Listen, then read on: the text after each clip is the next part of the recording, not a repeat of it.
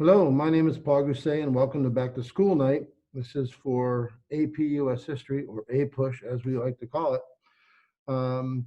This is my 6th year teaching APUSH, my 23rd year here at Lutheran Westland, and 33rd year of Lutheran education, and I think we can take this off. It's probably safe.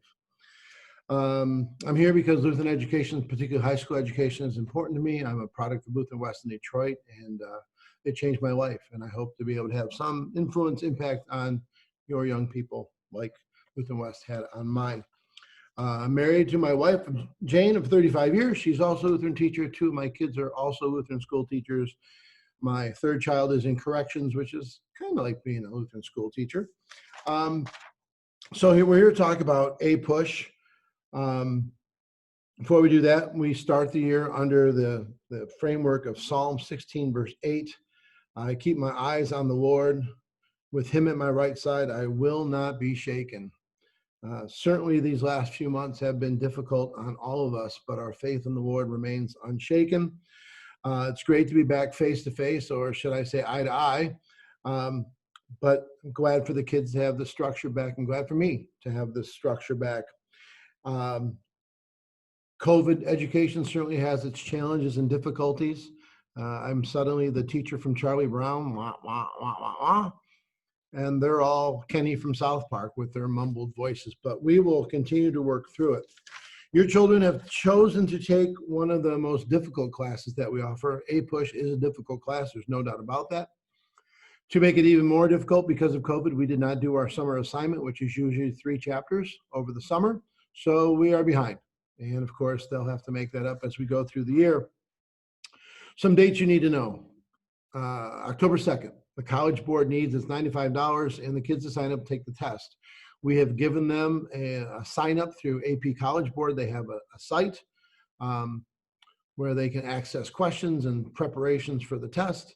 But that $95 needs to be turned into the office by October 2nd, or they won't be eligible to take the exam in May. That's the second date, May 6th. Is the APUSH exam. It's a 3.5-hour exam, assuming we're still face-to-face. If we're going to COVID protocol, then the exam will be online, which kids did well on last year. A couple things. First of all, we grade mostly on points. So there are usually 1,000, 2,000 points available per semester. They're working every day. So a lot of students should get A's in this class. These are the top-notch students, and they do their work. And so if they don't, then they're in the wrong class. But having an A in the class may not necessarily reflect in the A on the exam. The exam consists of 55 multiple-choice questions, a couple short answer, a couple long answer, and a DBQ, a document-based question. And so I teach them the structure, how to answer those document-based questions. And over the last couple of years, my 2 best students didn't pass the exam. And some kids that I would have thought maybe wouldn't have done so well, did pretty well on the exam. So again, classroom performance doesn't necessarily reflect how they'll do on the exam. Hopefully it does, but it really kind of all depends at who your grader is and how well you are able to communicate, how good your writing skills are at communicating what it is you want to say about a particular issue. I guess the advice I give you is don't get behind.